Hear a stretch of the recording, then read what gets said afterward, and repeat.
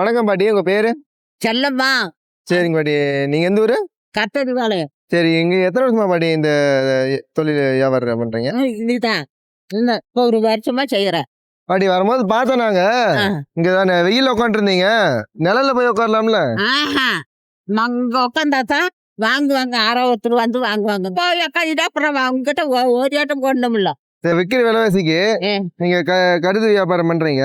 இப்போ 50,000 60,000 சம்பளம் வாங்குறீங்களே, இப்போ காசு இல்லைன்னு சொல்லிட்டு இருக்கிறாங்க. இப்போ இந்த வியாபாரம் பண்ணி உங்களுக்கு எவ்வளவு பாட்டி லாபம் வருது?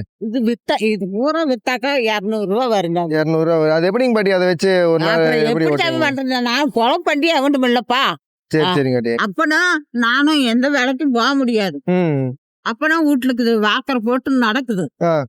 அதுக்கோசரம் நாங்க எங்களுக்கோசரம் 2 பேத்துக்கோசரம் இது வாங்கி போட்டிருக்குது. சரி சரிங்க பாட்டி. இப்போ இதை வச்சுதான் நீங்க பண்றீங்க. ஆமா. சரி, உங்களுக்கு ஏதாவது ஆசை இருக்கும்ல இந்த வயசுல? எந்த ஆசை வரப்போகுது? இது பொழுதாடு வித்துட்டு போனாதான் சாப்பாட்டுக்கு.